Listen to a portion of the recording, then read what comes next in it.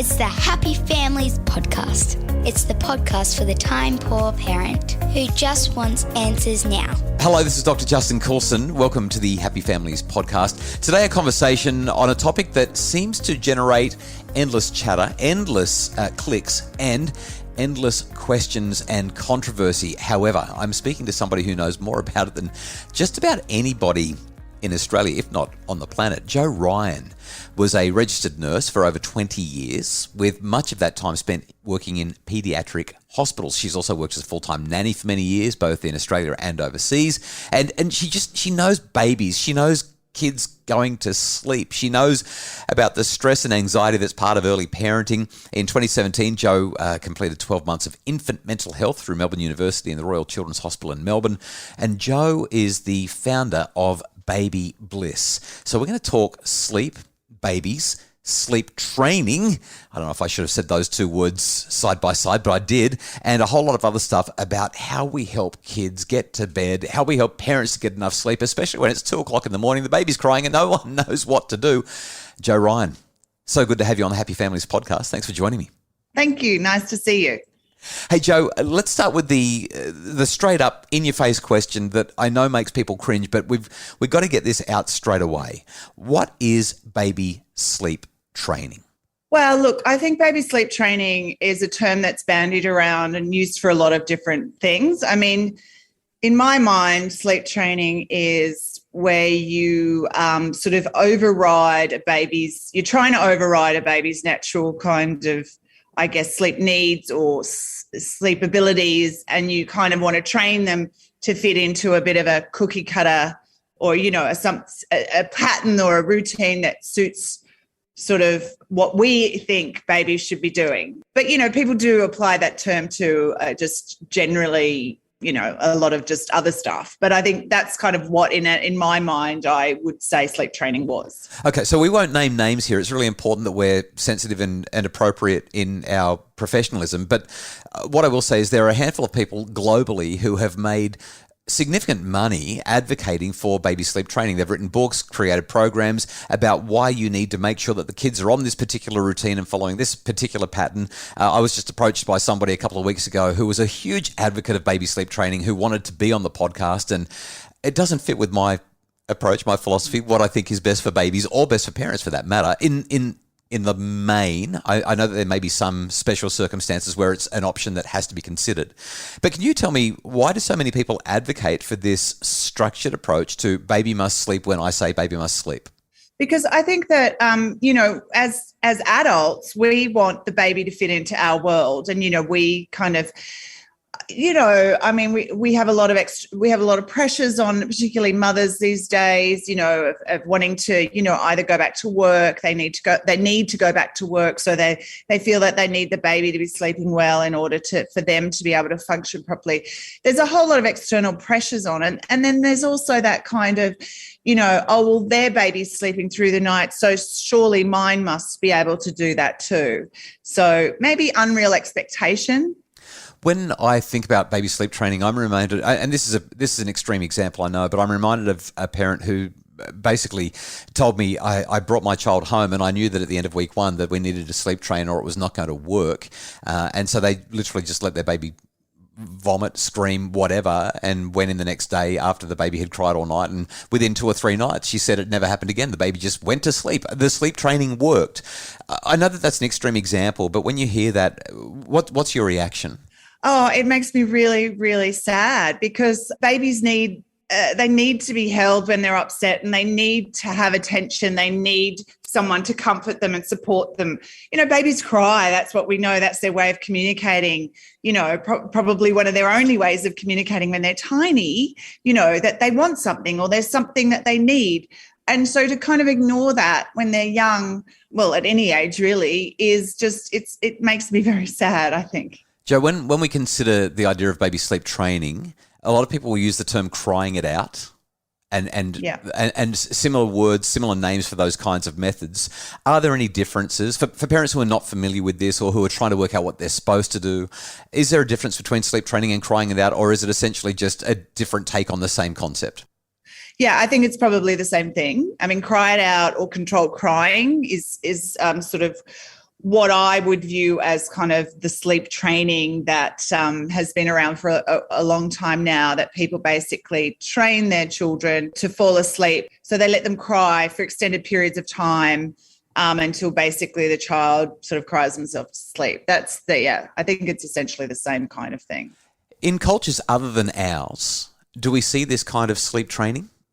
Not that I'm aware of. I think, different cultures have obviously different ideas, tribal cultures, but they have more than one caregiver, more than one, that obviously is the mother, but in sort of tribal cultures or cultures where many generations of one family might live in the same house, there's more than one caregiver. So I think, it doesn't all fall to the mother or the primary caregiver to provide that sort of support for the child 24/7, So I think that in a Western culture and the way that our culture is, with women being much more isolated or families being much more isolated from extended families, and women having this pressure to go back to work for whatever reason, that these kind of ideas of getting your baby sleep trained early so that they fit into that,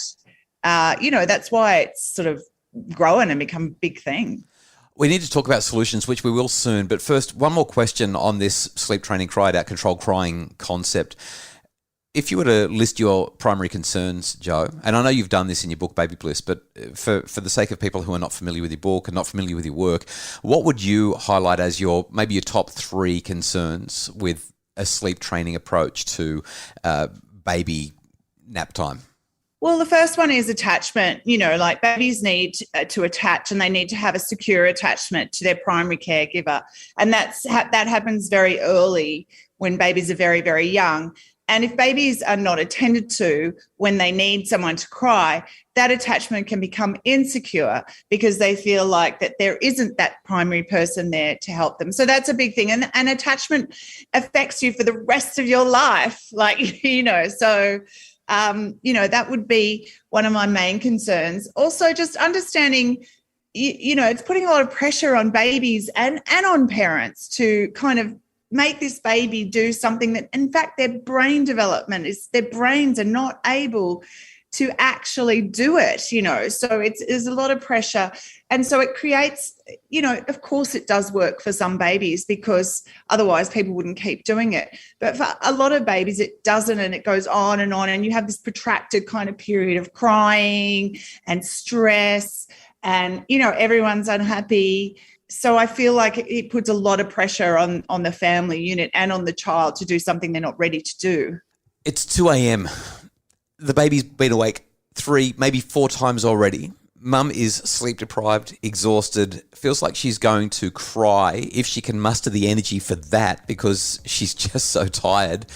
What does she do? After the break, Joe Ryan, founder of Baby Bliss, will give us some solutions to help any time poor, exhausted, overwhelmed mums with babies that won't sleep. Starting school is an exciting time, but it can also be a little worrying. The Starting School Activity Book is a printable workbook that will help prepare your little one for the first thrilling school days and give you tips on the best ways to talk about all the new things they're going to experience. Perfect for kindy, preschool or big school, and absolutely free. Online at happyfamilies.com.au. It's the Happy Families Podcast, the podcast for the time poor parent who just wants answers now. Joe Ryan from Baby Bliss joins me for this conversation. Joe, some years ago, Kylie and I have 6 daughters, and it's been a number of years since we've had to deal with kids not sleeping through the night. So I guess the first piece of good news is they do grow out of it.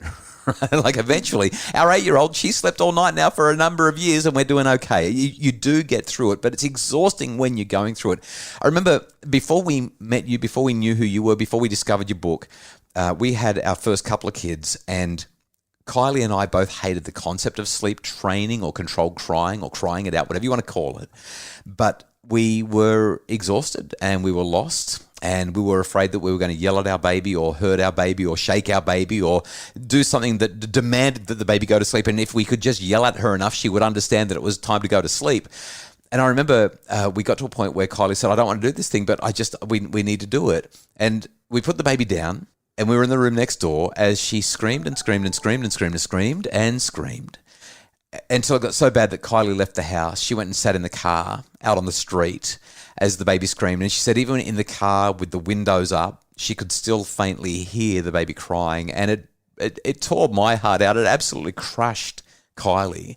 And yet this is the kind of, I know that, again, it's not precisely what some of the sleep training books and manuals will tell you to do, but essentially there's variations of different ways of letting the baby cry, going back, letting the baby cry, going back, with extending the time period, etc., whatever it might be. You don't advocate for that, and nor do I, as a result of what I've learnt from you.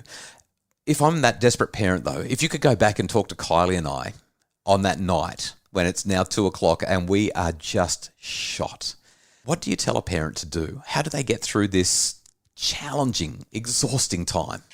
Look, it is absolutely incredibly challenging and exhausting. And as you say, it does pass. But when you're in the crux of it, when you're in the weeds, you're just like, this is never going to end and this is the worst thing ever. Look,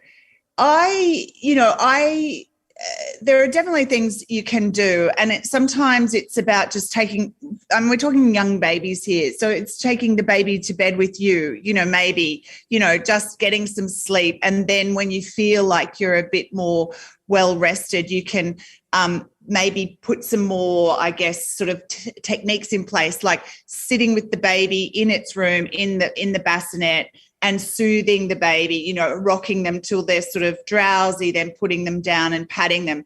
There are a whole lot of different things you can do. But when you're at that breaking point, I would say to parents, take that baby with you and sleep with it, when they're tiny. Sometimes that's all they want. And then, just so that you can recover, rest, get some sleep. Because in the middle of the night, when you're both up and you're both anxious, there's often a bit of friction too between, parents, and no one's able to think clearly. And then when you feel a bit more rested, you have a little plan, and you work out like what is going on with this child. Do they need more sleep in the day?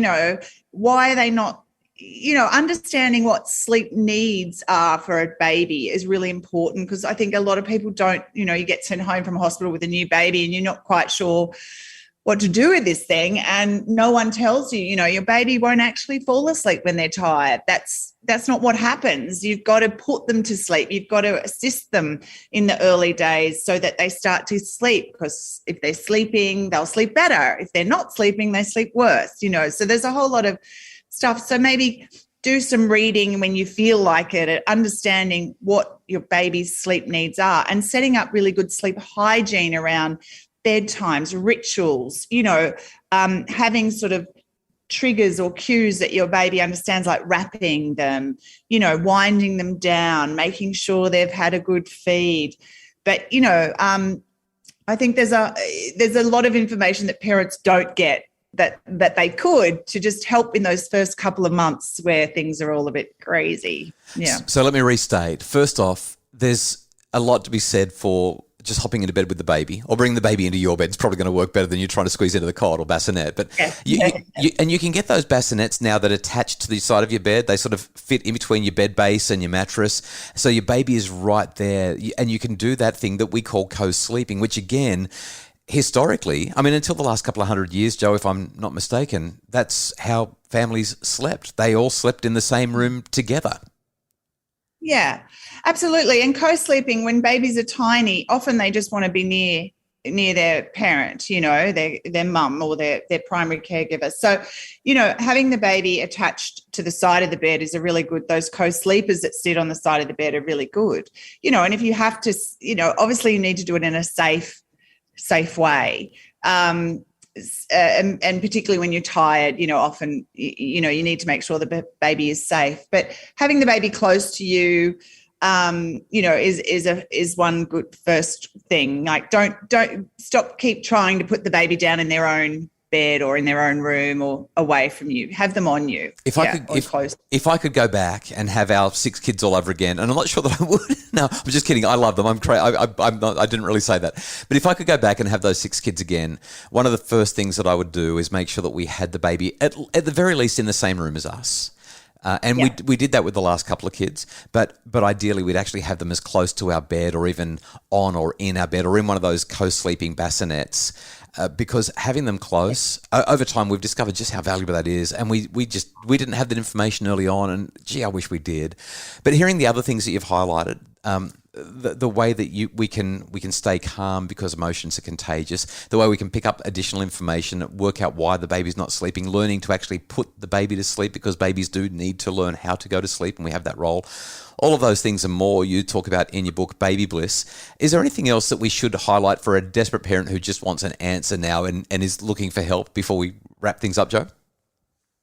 Look, I wish there was like a magic bullet or a magic solution, to sort of say, if you do this, it will work. But you've got to remember, I think the key is remembering is that every baby is unique and different and individual, and they have a whole lot of things going on themselves. Temperament is really important when babies are tiny. And so trying to just understand what your baby's needs are rather than trying to force them into doing something that you want them to do. Watch your baby, watch them. And I always try to kind of decipher what those sort of how long they need to be awake for before they actually, the wheels start to fall off. And then, try to get them to bed before that.